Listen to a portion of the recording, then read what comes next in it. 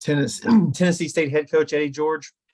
Tigers have won 3 in a row. They topped Eastern Illinois, now 2-0 in OVC play. They're going to look to make that 3-0 when they go travel to play Murray State this weekend. So, Coach, just some thoughts on the Tigers, and we'll go to some questions. Yeah, I think that we are starting to play better, clearly, with some wins. Draylen seems to be settling in more and more as our quarterback. We have to remember that he got here right at the summer time and not a lot of time to get used to the offense. And now we're starting to see him get mastery of the offense. We're figuring out some key players as we go. Deshaun Davis, number 14, really has come on the last couple of weeks as a go-to guy in the passing game, along with J.J. Holloman and Karate. Benson, John has also been a great asset in our passing game. Defensively, I thought the first half of Eastern Illinois, we were very dominant. Gave up 1 first down. A team that averaged 180 yards on the ground only gave up less than 200 yards in total offense. Total defense. I thought that our unit played really well.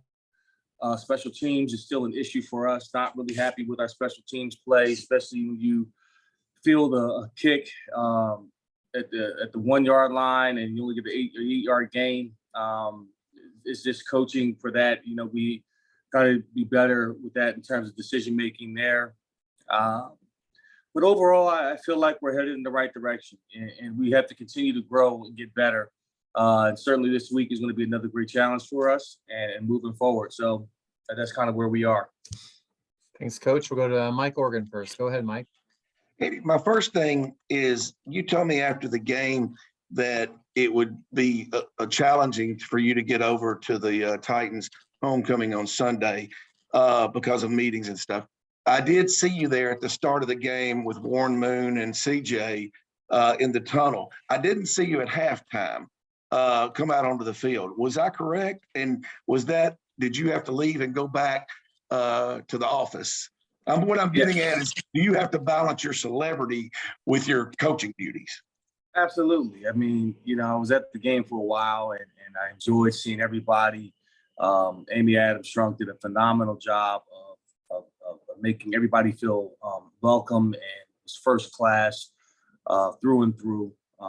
Great gifts that they gave away. Great to see all the legends of the Titans and the Oilers, Warren and CJ and Keith Bullock, just a ton of guys. I mean, this is probably the best homecoming for the Titans that I've ever been to. So kudos to them. But yeah, I had to get back and I had to, deal with our team in terms of getting us ready for the next game. We're in the thick of everything, and I'm glad I'm only 5 minutes away. So everybody understood why, and I kind of gave the guys a day off from working out on Sunday. So they appreciated that. How tough has that been for you in this year and a half now in doing, things like that with the Titans and other things that in the media that demand your, attention, but then also running a football program? Well, honestly, Mike, it's nothing new to me. I've always been one to multitask. Yeah.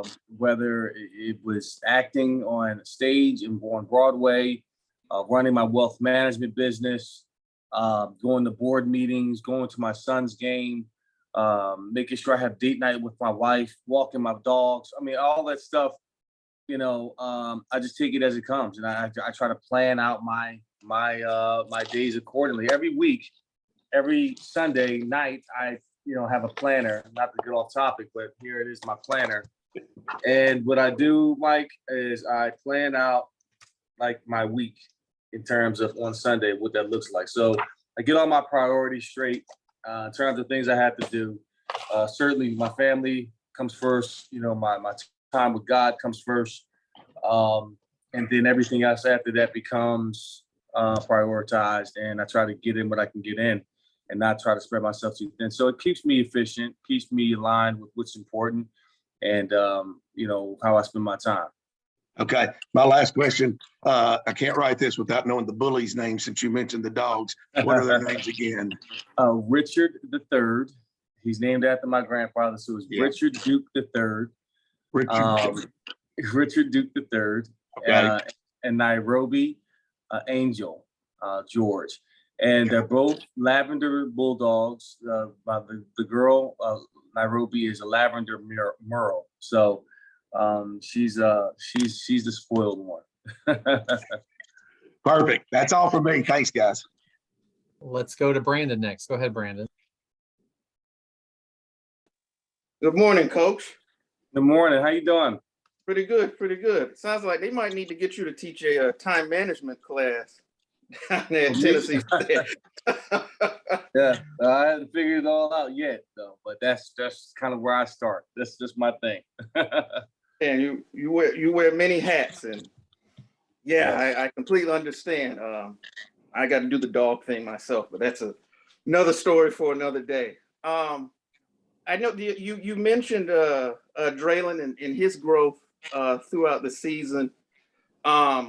Last week he had season highs in attempts, completions, yards, and touchdowns. I know you touched on it in your opening comments, but could you talk a little more about his growth as the season has progressed and the effect that that's had on the team? Well, he looks more comfortable in the pocket. I think that's due to a lot of things. One, he's getting used to the offense. Two, he's getting used to the playmakers around him and what they can do, trusting them more. Three, the offensive line has settled in terms of pass protection, and you're trusting them. So we have a thing here called "Do Your Job," and people were and part of doing your job is trusting that your teammates will do their job, and that's what we're seeing. And he's throwing the ball with a lot more confidence. He is processing faster. Understanding where pressure is coming from and where to go with the football immediately. And as a play caller, for terms of with Theron H, he's understanding what his strengths and his weaknesses are, and what we can expose him to and what we can't expose him to. So, what you're seeing is a lot of hard work that he's put in. Draylon has come in, sometimes beating me here in the mornings to get his mental work in for our offense. And I just think, we're just scratching the surface. This is the tip of the iceberg in terms of what this offense can do under Draylon.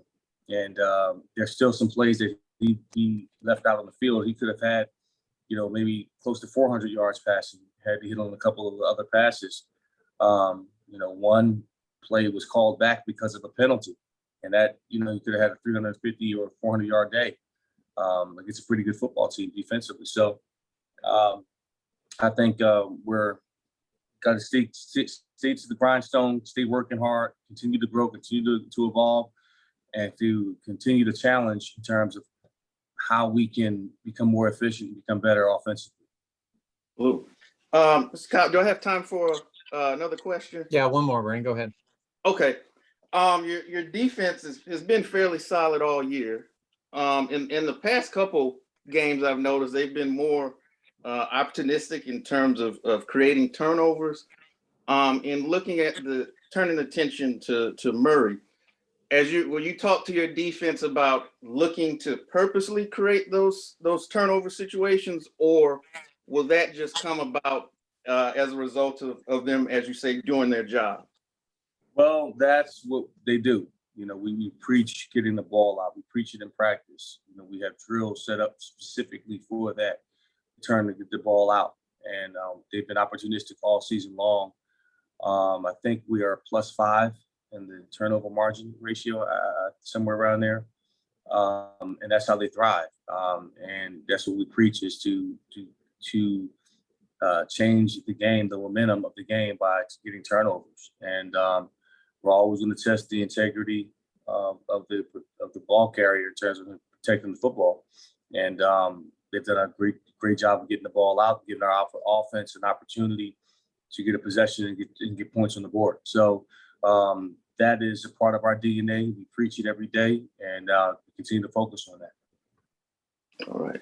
Thank you, Coach, and good luck this weekend. Make it 4 in a row. Thank you, brother. Appreciate it. Coach, appreciate your time. Best of luck. We'll talk to you next week.